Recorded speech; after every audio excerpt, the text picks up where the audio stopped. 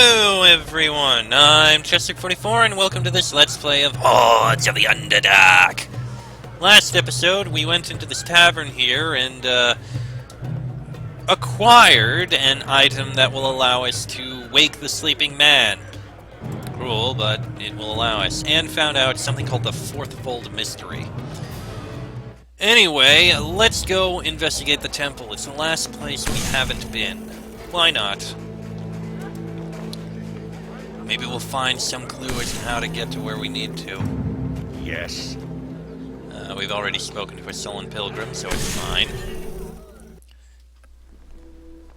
Temple of the Sleeping Man. You are welcome here. The tall, gray-skinned woman appears calm before you, her countenance somber. Muscles ripple beneath her leathery skin. As you approach, she turns to you, her eyes a deep and brilliant yellow. Greetings. Like all who struggle in this life, I knew you would come to lay your troubles at the feet of the sleeping man. How is your pilgrimage thus far? How do you know my name? The names we call ourselves are simple things, changing with the wind and writ plain upon our brows for all to read. The mystery lies with the inner name, the true name, the name written on our hearts. You read my name upon my brow? Upon your brow, in your very thought, with every working of your brain. I am a sensei of the Githzerai. I have trained all my life to read the surface thoughts of those before me. You're a mind reader. Of a sort. Your mind is like a vast library, and my talents let me run my finger across the spines of its many tomes. I can read their titles and guess their contents, but I can never take them down and truly read. Even with its limits, it is a gift I treasure, for this is how, title by title, spine by spine, I have come to know the secret wisdom of the sleeping man. It is through my gift that I have touched his dreams. What is a sensei? As masters of mind, body, and spirit, we sensei lead our fellow Githzerai both to greater wisdom and to victory over our enemies. In your language we would be known as monks, though much is lost in the translation. Who do you consider your enemies? We Githzerai strive to be a peaceful people, and have separated ourselves from others in our attempts to find that peace. Our brothers, the Githyanki, continue to hunt us, however, and we have not forgiven the mind flayers who we once served as slaves. It could be argued that our enemies have made us who we are. Pardon me? Who are the Githzerai? Once, long ago, we were almost human. The Mind Flayers held an empire that spanned the plains, and under their vicious command, we suffered countless centuries of slavery. Little by little, we adapted. Our skin turned gray and mottled from lack of sun, and leathery to withstand the beatings. They prized the mind above all else and bred us accordingly. Over time, our minds became like theirs. Slowly, we learned to defend ourselves against their mental probing, and small pockets of escaped slaves emerged. A hero by the name of Gith rose up among their number, and ultimately overthrew the oppressors. Together with our brothers, the Githyanki, we are the children of that rebellion, many generations now removed. A split came between the Githyanki and ourselves, but that is a story for another time. The Githyanki keep largely to the astral plane, and the Githzerai to our monasteries on the plane of Limbo, though some, like myself, still travel beyond. What can you tell me about the planes? Where would such a tale begin, and where would it end? The planes are as infinite in variety as they are in their number. They cannot be described, they must be lived. My home monastery in Limbo floats within a sphere of water that in turn orbits an ever-changing chunk of rock on which grows and dies an endless forest. What words can make that plain? How does one travel from plane to plane? There are countless ways. Spells, portals, vortices, shifting banks of fog or shadow. Not all work in all places either. Here in Cania there are only two. The gate and the tributaries of the river Styx. Where do they lead? The gate leads almost anywhere, provided the Reaper will do your bidding. The tributaries of the River Styx, however, flow only downwards to Nessus, the ninth and final layer of Bator. I have not traveled them, nor do I intend to. How can I make the Reaper do my bidding? Beyond using his true name to bind him to your will as Mephistopheles has, I cannot say. Perhaps the sleeping man once knew. Until he dreams the answer, my pilgrims and I are trapped here, just like you. What do you mean, until he dreams the answer? The sleeping man dreams many things, and when he does, those dreams dance across the surface of his thoughts where I can see them. Much of what I have learned of his mysteries, I learned through his dreams. What have you learned from him? His dreams have formed the very tenets of my faith and brought my pilgrims and I closer to our enlightenment. Through his dreams I have come to know the fivefold mysteries of the sleeping man. Who is he? From where did he come? Why did he leave? Who did he seek? What was the answer? All who wish to behold the sleeping man must learn these fivefold mysteries. Okay. How do I learn my true name? To know one's true name is to know one's true self, and it is said that to find the one is to find the other. As to the how of it, perhaps that is something the sleeping man can answer for you. Who are you? I am Darvana, a sensei of the Githzerai and a fellow pilgrim of the sleeping man.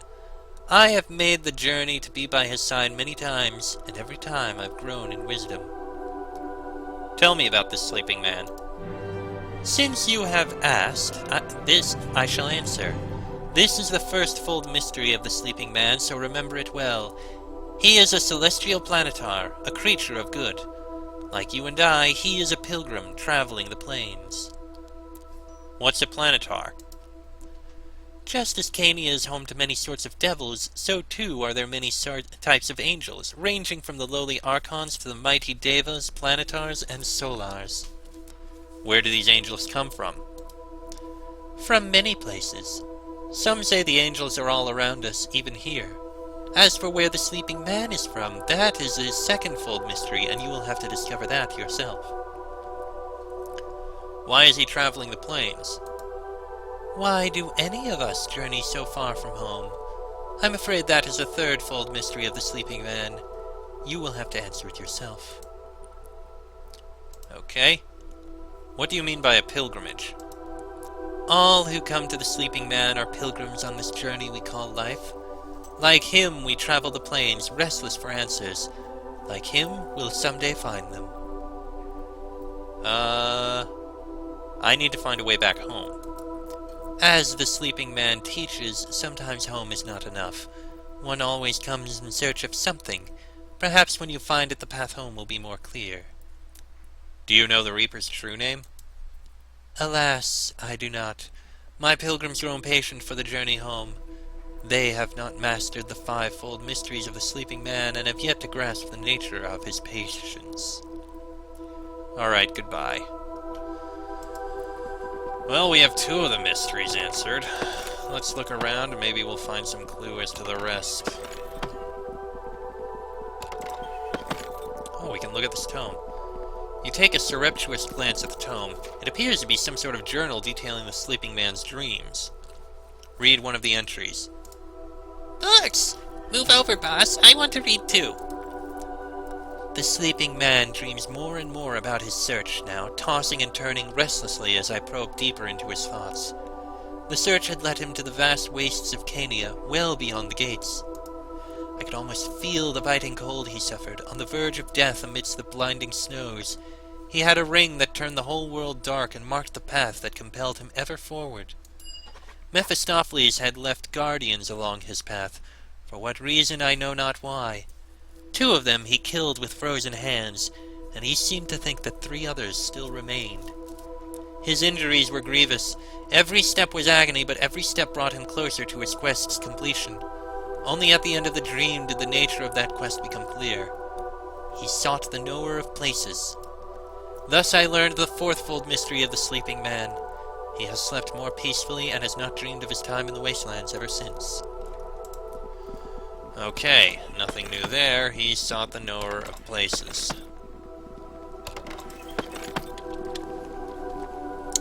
Can't investigate this altar. But there's nothing on it. Alright, so we know the first and fourth of the mysteries. But we still need to learn the other three. So I guess we need to go talk with other people. Do you have a moment? Oh. There is something I wish to tell you. Yes, Nithira?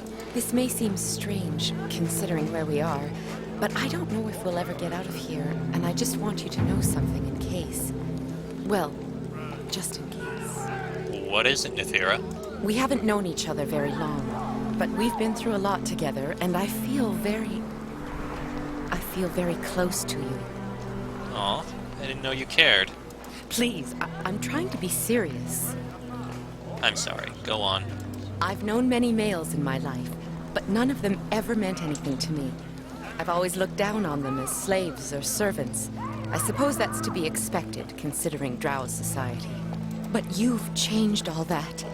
You're different. When I see you, I see an equal. Someone I respect. Someone you love? Yes. That's the word. Love. I love you. What about your faith? What about Illustre? I still want to serve Illustrae, of course. But I want to do it with you by my side. I don't know how it will work out, but I'm sure it will. As if you feel the same way about me. I'm sorry. I consider you a friend, Nithira, but nothing more. I'm sorry.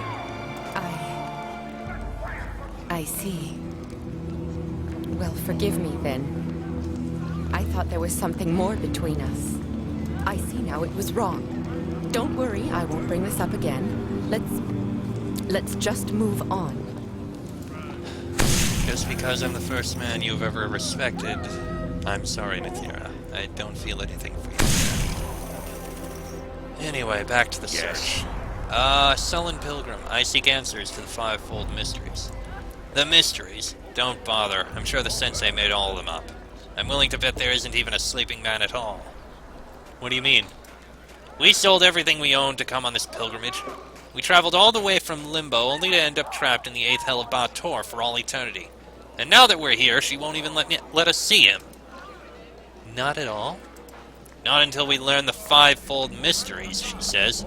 I figured out the third one, and it reads like a three-penny fantasy novel. Just a sort of romantic notion that the sensei would dream up. Romantic? Why did he leave? Because his heart had known no love. Utter rubbish. She's created the sleeping man out of whole cloth, and what's worse, she's become hopelessly smitten with this character she's created. Okay, goodbye. So that's the third. That leaves the second and the fifth. Well, we'll go hunting, and maybe we'll find a clue somewhere. Hello to you there. What about the berry picker?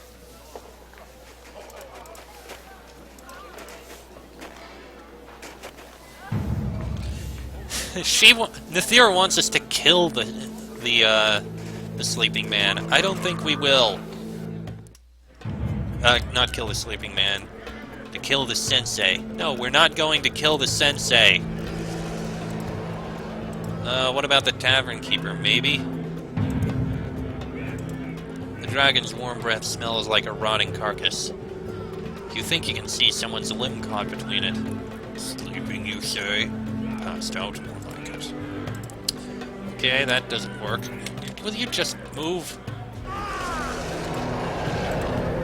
Okay. Well, if that doesn't work...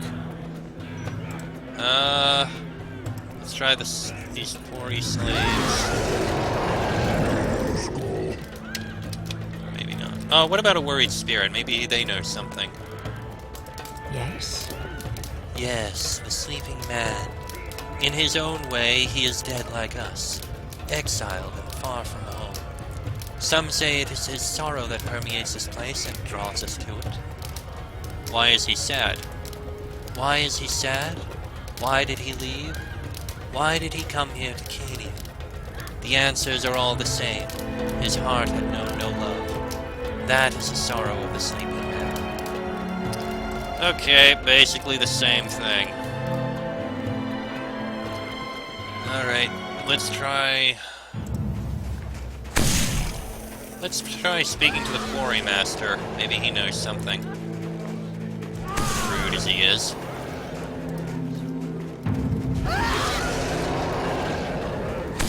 In we go. I seek the fivefold mysteries.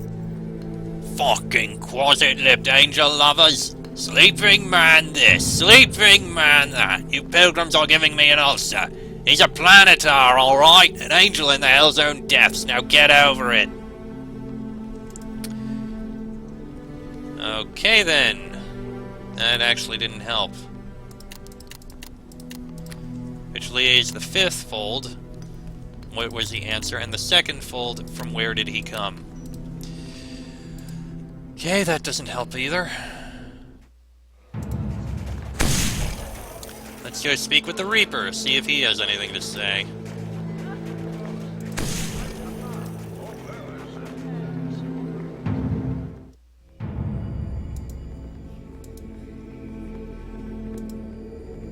Hail the dead. How may I serve you? I seek the soldier? fivefold mysteries of the sleeping man. The Reaper nods slowly. The sleeping man is wise and old. He passed through the gates of Cania when they were first formed, long before the time of my creation. It has been many ages since I saw him last, yet I suspect he remains there even still, asleep and waiting. Is this so? Yes, it is. What is he waiting for? Carved about the dais where he sleeps were once the words, "She will find you by the gates of Cania," and thus he waits for her. And who is she? Death or a maiden fair, who can say? The words are there in answer to a question he must have once asked. That is all I know. Okay then. Arabeth? Welcome back. No. You don't have anything for me. So that just leaves the question of where did he come from? I don't know who to ask about this. Quarrymaster has no answer. The Sullen Pilgrim has no answer. The Spirit has no answer. Yes. Weary quarry slave. Oh! The sleeping man, is it? The creature spits a foul-smelling substance at the ground. May he rot and freeze and rot again. The hells have no room for bastards like him from Elysium. Elysium! Okay, we now have our answers. Now we can go and actually answer the fivefold mysteries. Which are basically the questions about him. Sure, why not?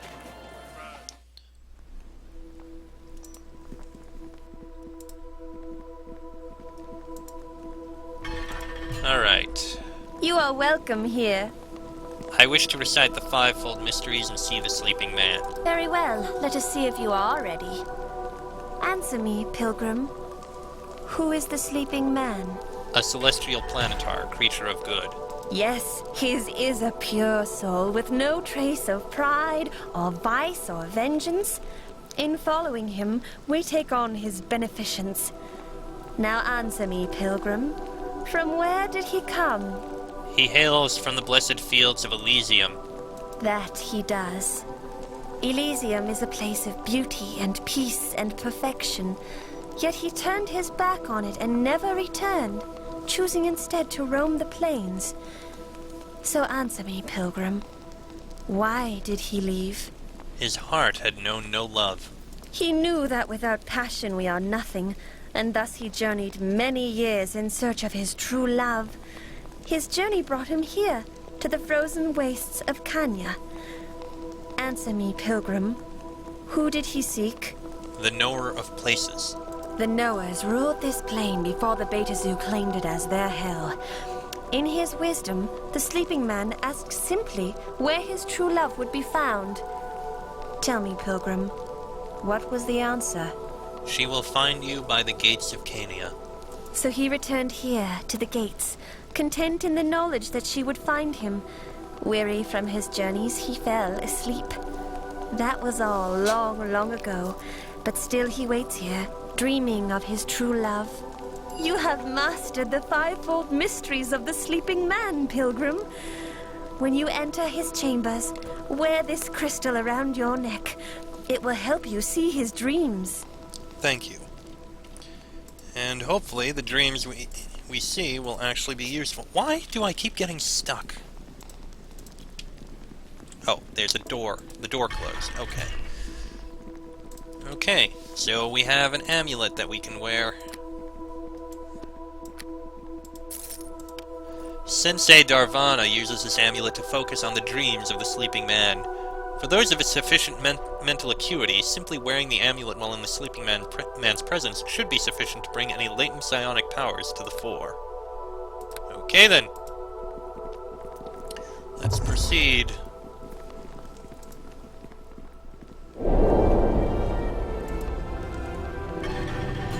And we made it here.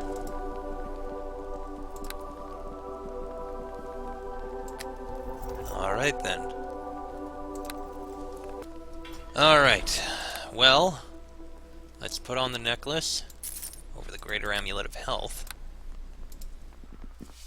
Words, worn thin with age, have been carved into the dais of the sleeping man.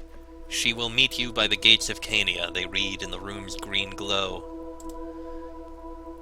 The amulet around your neck begins to hum as you approach the sleeping man, and a dim light begins to grow within it. Examine the sleeping man. You can barely discern the slow rise and fall of his well-muscled torso. His breath coalesces into small puffs in the cool air, the feathers of his wings fluttering silently in the drafty room.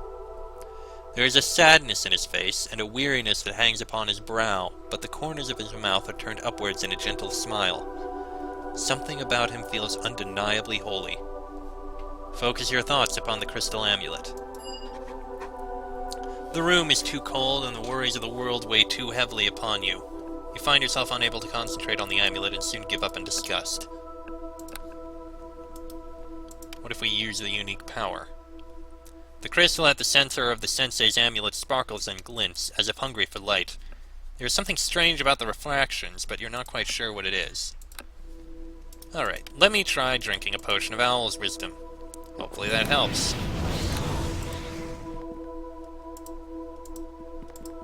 Oh, bloody hell, just... There we go. You focus your thoughts on the crystal, slowly letting the worries of the world slip away. At last, your soul grows still, and you find yourself floating through a pale white haze. Through the haze drift the sounds of battle. "Down with Mephistopheles! Long live Baron Molekroth!" someone cries. "Molekroth is Lord of Cania!" cries another. "The battle is ours!" Try to determine the dream's context. The sleeping man's dreamscape shifts and ripples in response to your curiosity. You sense the voice of an old storyteller, the smell of sour ale, the warmth of a fire. This must be a story the sleeping man had heard, long ago. A story he had sought out. A story of an uprising here in Cania, devil against devil in a war for rulership over the Eighth Hell. Focus on the name Baron Molekroth. The dream is all around you, each aspect so richly textured that there seems no end to its depth, to its completeness. You focus on the Baron's name and are filled with a sudden unease. Something is wrong, and you find yourself filled with a sense of impending doom. There is treachery afoot, and you can sense that there is something Baron Molekroth has not told those who follow him. Focus on those crying out. Their voices are gruff and guttural, interspersed with the gnashing of teeth. They are generals on the devil's side of the blood war, and high-ranking ones at that. One voice is different, though. Nervous, and not devilish at all. Ancient as it is, the voice seems to hold a wisdom far beyond its years. It knows too much. It knows that treachery is afoot, yet it stays silent. Move forward through the mist. The pale white curtain parts to reveal a dozen devils and a stranger, white as the mist that cloaks her. One devil, the Baron, looms above the rest, obese and toady. He clears his throat to speak. His form stretching, growing taller and darker, the Baron thanks the generals for their assistance. They cower in fear before him as he slowly takes his true form, that of Mephistopheles, the lord they thought defeated. Focus on the concept of the Baron. It seems Baron Molocroth was a ruse, a devil's deceit through which Mephistopheles was able to uncover those who conspired against his throne. Focus on Mephistopheles. He seems younger in this dream than you remember him, yet taller too. The arrogance of triumph swirls about him, dark and almost corporeal. There's a certain sense of glee as well, a pride in his deceit. Focus on the rebel generals.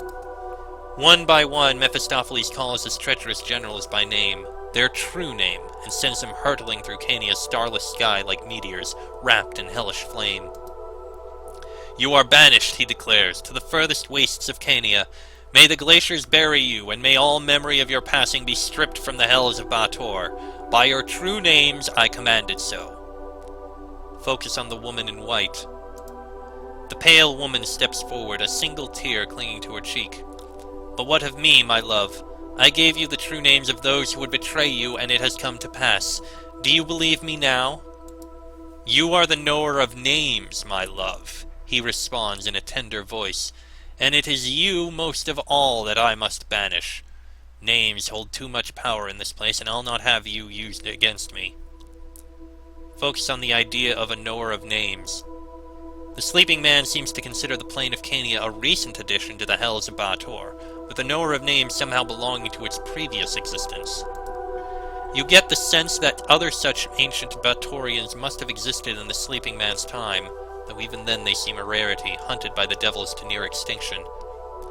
Focus on the notion of banishment. Through the mist comes the image of a remote glacier, its surface pocked by 12 smoldering pits. The pits slowly fill with drifting snow, the banished ones buried beneath its frigid weight. Focus on the Reaper's true name. There seems to be nothing for you to focus on, no concept in the dream for you to cling to. It is as if the sleeping man has never heard of the Reaper. Focus on the woman's tear. The entire manned world seems to hang suspended in that tear. Please, she cries, if you love me, don't let me be banished. I'll stay with you in Mephitis. Mephistopheles smiles wanly in return. But, my sweet, I don't love you. I never did. With that, he sends her hurtling through the starless sky, a flaming comet headed for the furthest wastes of Cania. The tear falls to the ice and shatters. In each shard is the image of the sleeping man, frost clinging to his lips, marching through a purple haze. A doorway looms before him, set into the ice. Refocus on the shattered tear. You seem unable to refocus on the shattered tear, and before long it fades away to nothing. It seems that dream is over and a new one has begun. Focus on the sleeping man. He's shivering, almost dead from the cold, but something, either passion or madness, still burns bright in his eyes. He has come in search of answers, and those answers at long last are near. Focus on the purple haze. The haze seems to permeate everything, even the ice itself. Looking past the sleeping man, you see a string of red arrows burning bright in the purple air, leading him towards the door. Somehow it all seems tied to a ring he wears upon his finger, a ring that has charted a course for him through the wastelands. Open the door in the ice. You open the door and the sleeping man stumbles through, grateful to be free from the icy winds. You feel yourself being pulled through more doors, down corridors, through rooms. There is a guardian, a beast left by Mephistopheles to bar the way, and then blood, so much blood. There was another like it somewhere, already dead, and 3 others, more powerful, still at large. Suddenly you're in a room and a voice says, "You have many questions, but I can only answer one." You can feel the torment of the sleeping man as he ponders what to ask. Focus on the room. You find it difficult to focus on the features of the room. It somehow seems to be many places all at once, or maybe not a place at all. You don't know quite what to make of it. Focus on the voice. The voice is a female one, not unlike that of the knower of names from the sleeping man's previous dream. It's as if she had an older sister. Part of you realizes that she is called the knower of places. Focus on the sleeping man's many questions. A dizzying array of questions tumble through the sleeping man's mind. Where am I? Where do I belong? Where was the knower of names banished to? Where must I go?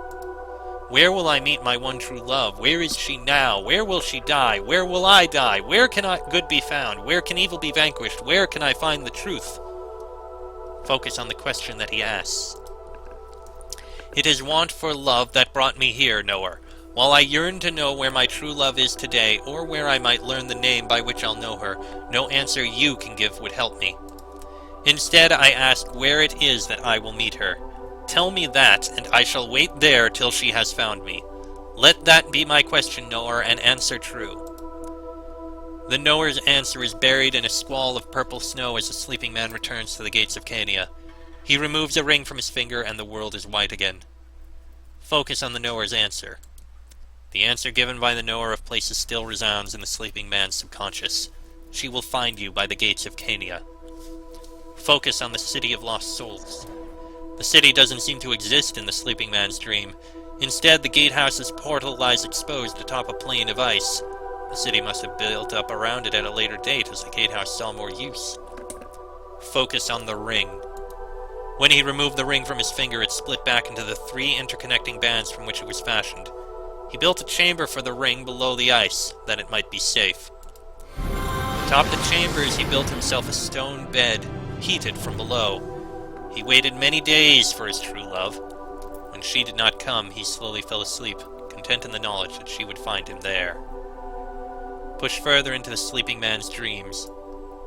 Alas, the sleeping man has settled into a deeper slumber, void of dreams. Try as you might, you cannot reach him there. Leave. Well, that was certainly plenty of interesting information. I can't actually put it in there. But that's interesting. So, we can actually use this. This is actually the information on... Basically, we need to know the knower of names. She knows of true names, which is how we will likely find the true name of the Reaper and be able to escape. But we need to find her, and we don't know where that is. But he knows where the knower of places is, and the knower of places should know where she is. So in order to do that, we need to find the knower of places. But to get to the knower of places, we need this ring that he had, and he stored it, likely, through this astral door. Which we will go through in the next episode, as this one has gone on long enough. This should be interesting. Next episode, we'll go to get the ring. Till then, I'm Chester44. That is Liam Johnson, Nathira, and Deacon. This has been a Let's Play of Hordes of the Underdark. And I shall see you all next time.